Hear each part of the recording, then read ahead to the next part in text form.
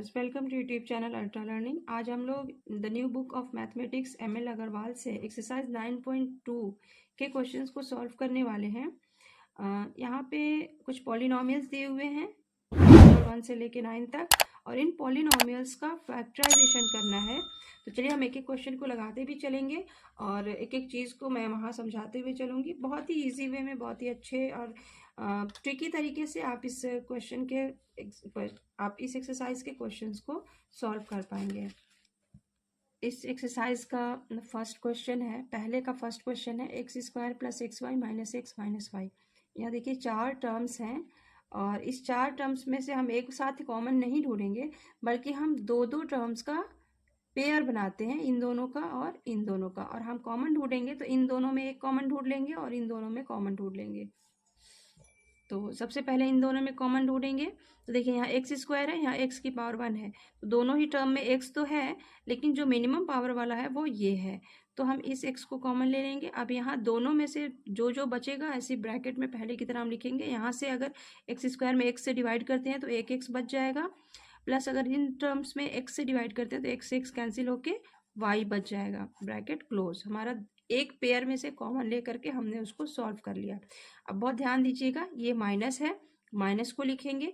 देखिए इन दोनों टर्म्स में से कुछ भी कॉमन नहीं है, और जब कभी ऐसा हो कि किसी पेयर में आपको कॉमन नहीं मिले, वहां आप 1 कॉमन ले लेंगे।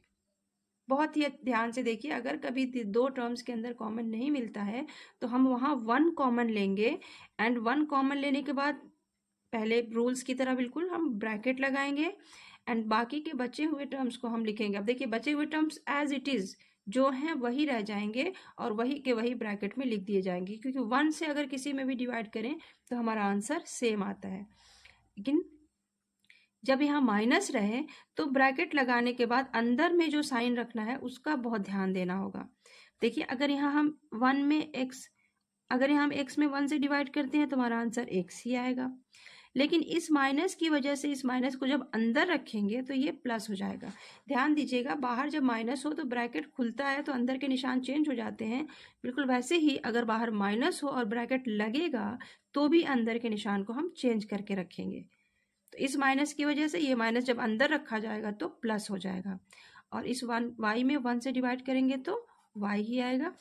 अब देखिए गौर करने की चीज़ ये है कि आपके इस लाइन में दो टर्म्स मिलेंगे, यानी 4 टर्म थे, ये अब 2 टर्म हो गए। 2 टर्म कैसे हो गए? मैंने कहा अंदर के साइन को हम टर्म बांटने वाला साइन नहीं मानते हैं। ये पूरा एक टर्म है और ये पूरा एक टर्म है, क्योंकि इन दोनों के बीच में बस एक ये ओपन माइनस का निशान है जो इनको 2 टर्म्स में बांट रहा है।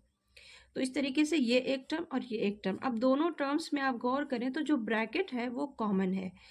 तो इसको हम इजी वे में क्या कहते हैं कि जो 2 जगह ब्रैकेट है उसको हम एक जगह लिख देंगे, एंड जो ओपन चीजें हैं उनको एक और ब्रैकेट के अंदर रख देंगे, और यही हो जाता है हमारे आंसर।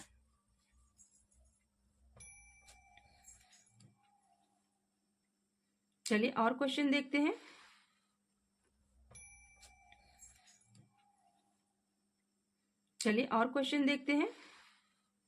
पहले क्वेश्चन में इसमें थोड़ी प्रॉब्लम होती है बच्चों को, लेकिन जैसे जैसे आप 1 2 3 4 क्वेश्चन सॉल्व करते जाएंगे आपको लगेगा अरे ये तो कुछ भी नहीं है, ये भी बहुत ही ईजी है। क्वेश्चन नंबर 2 है y square minus y z minus 5y plus 5z। देखिए यहाँ से इन दोनों टर्म्स को हम एक पेयर मानेंगे और इन दोनों टर्म्स को हम एक पेयर मानेंगे। इस पेयर में से हमने कॉमन ढूंढना है और इस पेयर में से हमको कोई कॉमन ढूंढना है। यहाँ से देखिए तो वाई स्क्वायर है, ये वाई है, मीन्स एक वाई जो सिंगल जो एक पावर वाला जो वाई है वो कॉमन हो जाएगा, और यहाँ से जब डिवाइड करेंगे तो एक वाई से एक वाई का पावर कट जाएगा, एक वाई बच जाएगा, माइनस यहाँ पे जब डिवाइड करेंगे तो वाई से वाई कैंसिल हो जाएगा और सिर्फ जेड यहाँ पे बच जाएगा। ये हमने एक पेयर सॉल्व कर लिया।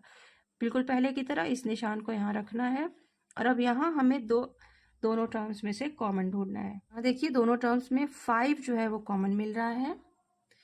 अब ब्रैकेट लगा देंगे कॉमन लेने के बाद।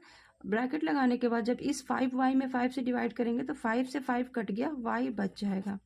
देन ये प्लस यहाँ रखने से पहले हमें यहाँ के निशान को देखना है। अगर यहाँ माइनस है तो हम इसको, प्लस है तो माइनस रखेंगे, या अगर माइनस रहेगा तो प्लस रखेंगे। क्यों? इसके वजह से यहाँ जो माइनस है हमने एक ब्रैकेट लगाया है और इस माइनस की वजह से अंदर के निशान जो होंगे वो चेंज हो जाएंगे, तो प्लस जो है माइनस हो जाएगा। अब 5z में 5 से डिवाइड करेंगे तो 5 से 5 कैंसिल, z बच जाएगा। अब यहाँ देखें कुछ चीज़ें हैं जो ब्रैकेट के अंदर है, कुछ चीज़ें हैं जो ब्रैकेट से बाहर है, तो दोनों ब्रैकेट सेम है। हम एक बार पहले y माइनस जेड को लिख लेंगे और फिर जो खुली हुई चीज़ें हैं उनको अलग एक ब्रैकेट में रख देंगे। मीन्स हमने क्या किया, y माइनस जेड को कॉमन ले लिया, तो यहाँ से बच गया y, ब्रैकेट लगा के हमने उसको लिख लिया, माइनस इस वाले में से हमने कॉमन को काट दिया, तो यहाँ से बच गया -5, उसको यहाँ लिख दिया। क्वेश्चन नंबर 2 का फर्स्ट क्वेश्चन है 5xy plus 7y minus 5 square minus 7x। यहाँ पे ये पहला पेयर और ये दूसरा पेयर। देखिए ये मार्किंग आपको नहीं करनी है, मैंने बस समझाने के लिए ये मार्किंग की है, आपको बस लगाते हुए सिर्फ ध्यान देना है। तो इन दोनों टर्म्स में देखें तो कुछ कॉमन मिलेगा, y कॉमन है, y को कॉमन ले लिया, डिवाइड किया तो y से y कैंसिल, बच गया 5x लिख लेंगे, प्लस यहाँ डिवाइड करेंगे तो y से y कैंसिल, 7 बच गया, वो लिख लेंगे, ब्रैकेट क्लोज। अब यहाँ लगाएंगे माइनस। इन दोनों टर्म्स में फिर एक बार देखिए कुछ भी कॉमन नहीं है, कोई ऐसा नंबर भी नहीं है जो दोनों को डिवाइड कर सके, क्योंकि ये दोनों तो प्राइम नंबर हैं, किसी से डिवाइड नहीं होंगे सिवाय 1 के। तो हम क्या करेंगे, यहाँ फिर से कॉमन 1 लेंगे और जो बचे हुए टर्म्स हैं वो 5y स्क्वायर माइनस 7x हम रख देंगे। अब देखिए यहाँ पे गौर करने की चीज़ है, मैंने ये सवाल आपको एज इट इज इसलिए लगाया ताकि मैं आपको कुछ दिखा सकूं।